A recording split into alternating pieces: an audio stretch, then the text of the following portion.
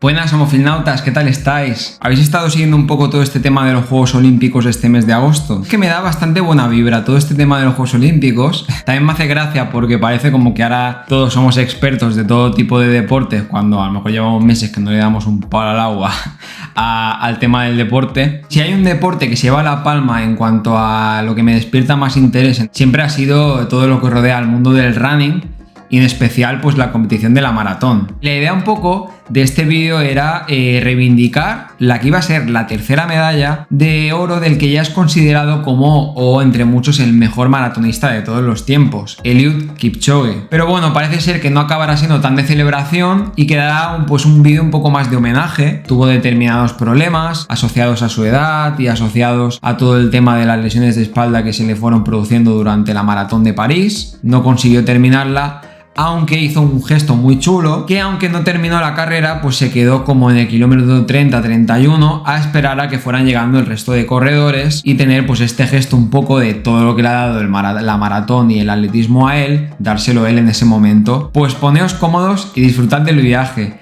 porque hoy analizaremos en profundidad todo lo que ha sido este fenómeno de Eliud Kipchoge en estos últimos años del atletismo. Dentro vídeo.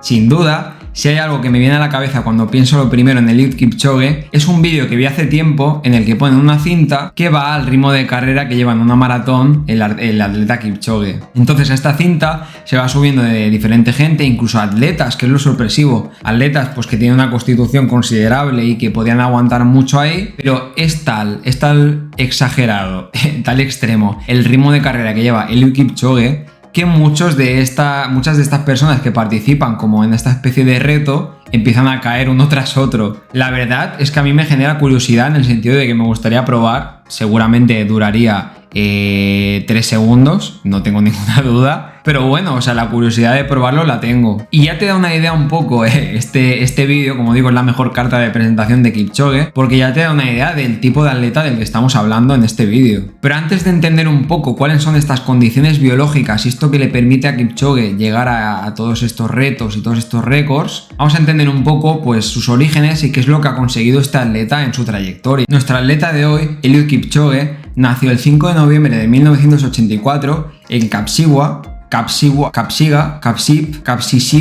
hostia, el nombre de la ciudad tela. Nació el 5 de noviembre del 84 en Kapsisiwa, que se sitúa en Kenia. Ya desde entonces, desde su infancia, hay un dato que es súper curioso y que te sitúa un poco con el tipo de atleta que estamos hablando. Y es que, por ejemplo, para llegar al colegio, a las clases del colegio cada mañana, tenía que correr unos 3 kilómetros con tal de llegar a clases. Solo piensa en cualquier persona que está haciendo campana aquí y está a otra distancia, imagínate si tuviera que hacer 3 kilómetros cada día. Pues ya a los 16 años, Kipchoge conocería al que sería Patrick Sang, su entrenador, que lo metería en todo este mundo del atletismo y de las competiciones al más alto nivel. Llegaría pues a participar en un total de 5 Juegos Olímpicos de verano, consiguiendo, por ejemplo, 2 medallas de oro en la maratón de Tokio de 2020 y otra en la maratón de Río de 2016. También conseguiría la medalla de plata en Pekín en 2008 en la categoría de 5.000 y la medalla de bronce en Atenas en la categoría de 5.000 también. Pero no solo se resumen los logros que tuvo a nivel de los Juegos Olímpicos, sino que también consiguió hasta unas 11 victorias en grandes maratones de ciudades importantes de todo el globo, como serían, por ejemplo, en la maratón del caso de Londres,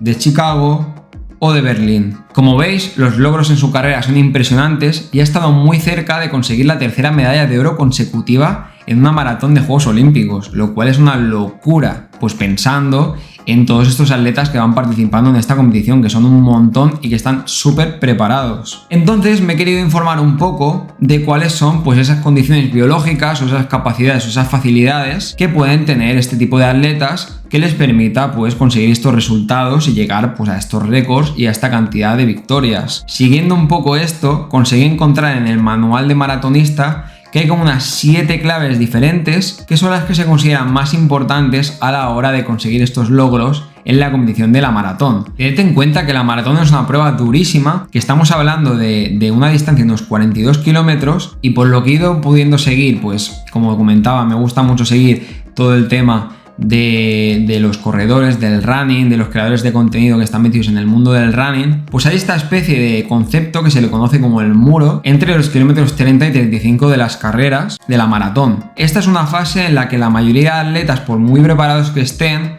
empiezan a decaer mucho sus fuerzas, sus umbrales pues de resistencia y demás, y se les hace durísimo psicológicamente. Bueno, a muchos, por lo que tengo entendido, cuando llegan al final de la maratón, y eso es algo que a mí me gustaría tener la experiencia también alguna vez, incluso por ejemplo llegan a llorar pues del esfuerzo que han tenido que realizar, ¿no? En esa fase. Es una prueba durísima, ¿no? Entonces, que Kipchoge haya conseguido 2 medallas de oro seguidas y haya estado a punto de la tercera es un hito que el ganador de este año, para mencionarlo también en este vídeo y hacerle un poco de homenaje, ha sido Tola de Etiopía, que marcó una marca impresionante teniendo en cuenta que la maratón de París en este caso era una de las más complicadas, por lo que parece ser. La primera de todas estas claves es una alta proporción de músculos de contracción lenta, y parece ser que hay tanto un componente genético como un componente de entrenamiento que lleva pues a conseguir un poco este primer punto clave para tener buenos resultados. El segundo factor clave que afecta a esto sería la baja grasa corporal, y es que los corredores de maratón en los entrenamientos prácticamente queman todas las calorías que consumen, pues llegando a tener unas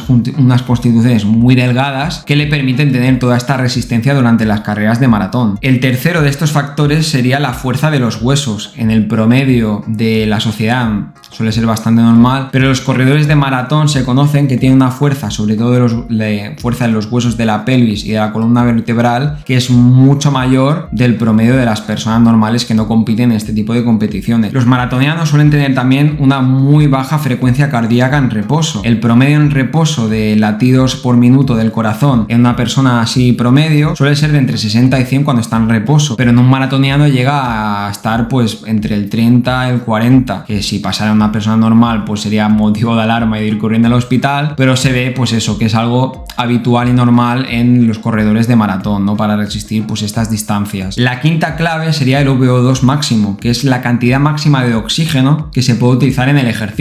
En una persona promedio, pues en el ejercicio puede estar este VO2 máximo entre el 30 y el 45, pero podríamos llegar hasta un 65-80 en el caso de corredores expertos de maratón. Ya se ve que las diferencias son brutales. Luego también es muy importante lo que se conoce como la economía de carrera. Los corredores de maratón no necesitan unas cantidades muy grandes de oxígeno para llegar a determinadas cantidades de velocidad al principio y a la parte intermedia de las maratones y de las carreras, lo cual no es lo mismo en personas promedio, y esto les permite durar mucho más en estas competiciones y guardarse pues esta energía, este oxígeno, para utilizarlo para aumentar la velocidad en fases posteriores de la carrera. Y por último, quizá uno de los más importantes es el umbral de lactato que tienen los corredores de maratón, que suele ser muy elevado, y es pues todo el tiempo que pueden estar invirtiendo en esa carrera sin que se acumule mucha cantidad de lactato en la sangre. Suele ser mucho mayor que en el caso de otros tipos de corredores no profesionales que no estén acostumbrados a la maratón. Y estas 7 claves pues son fundamentales para tener un gran rendimiento a nivel deportivo en estas competiciones de la maratón. Pero ¿cómo puede ser que tengamos miles de atletas que estén participando en estas competiciones y sobre todo siempre estén despuntando, pues como comentaba antes, atletas que vienen de países como Kenia, como Etiopía, que parece que tienen como determinadas constituciones que les ayudan a que potencien mucho más su rendimiento en este tipo de competiciones? Indagando un poco en el origen de qué puede diferenciar a este tipo de atletas de otros atletas que compiten en la maratón, incluso teniendo en cuenta estas 7 claves que ya he comentado que son imprescindibles para tener un buen rendimiento en carrera de maratón, he encontrado una población muy interesante que es la que se conoce como la población de los Kalenji en Kenia. Sí, cuando escuché Kalenji, lo tengo que decir, sé que es una tontería, pero lo primero que me vino a la cabeza fueron los calcetines del Decathlon, que fue como... Oh, wow, man. O sea, no sabía...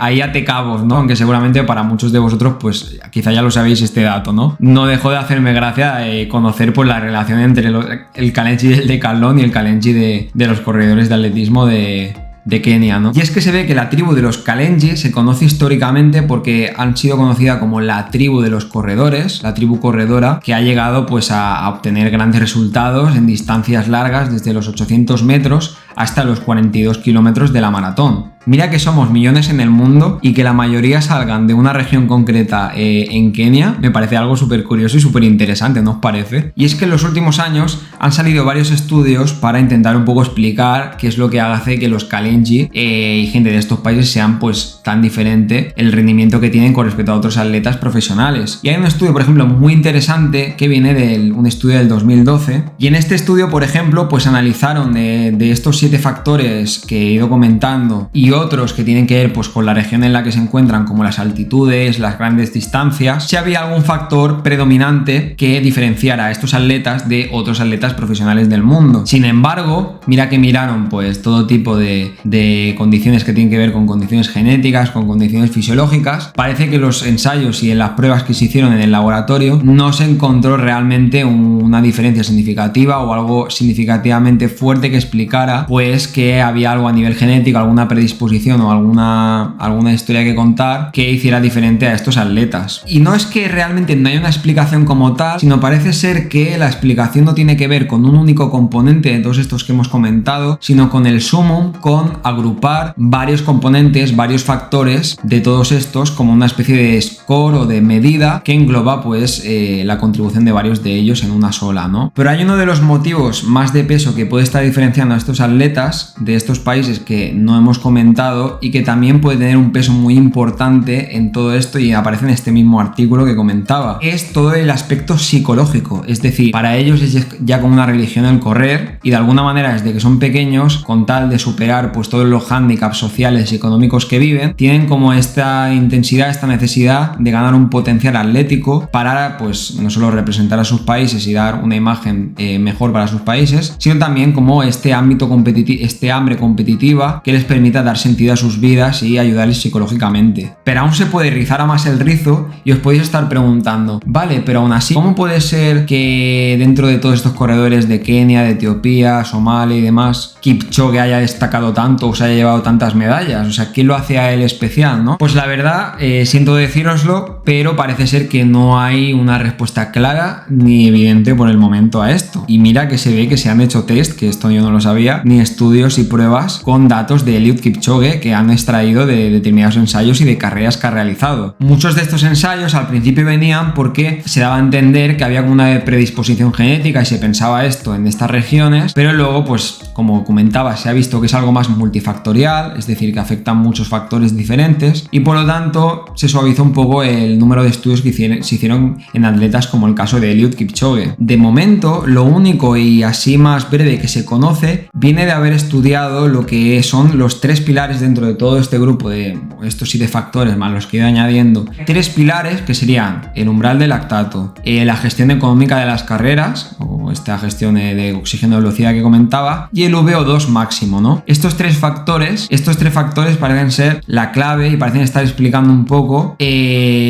para estos corredores como Eliud Kipchoge que despuntan de entre todo el conjunto de grandes atletas, qué puede ser lo que esté sucediendo. Por ejemplo, en palabras del científico Andy Jones, que estudió la fisiología de Eliud Kipchoge y fue siguiendo pues en base a numerosos estudios que se realizaron con los datos que se obtenían de sus carreras, fue analizándolos y observó, curiosamente, que parece ser que Eliud Kipchoge es quien tiene el mejor equilibrio de todos estos factores que comentábamos, de estos 3 pilares. Es el que tiene el mejor valor de equilibrio entre los 3. Entonces Andy Jones no se rindió en buscar como esta métrica que sea como la métrica del éxito, la métrica del éxito running del maratoniano que le permita diferenciar a Eliud Kipchoge del resto de gente. Elaboró y se trabajó y se estudió en una métrica que se conoce como la velocidad crítica. Y esto es clave porque relaciona con lo que comentábamos antes de la dureza de la maratón y el muro. Esta velocidad crítica te permite entender cuál es el máximo, cuál es la distancia máxima dentro de la carrera en la que se puede estar manteniendo una velocidad muy exigente. Recordamos que,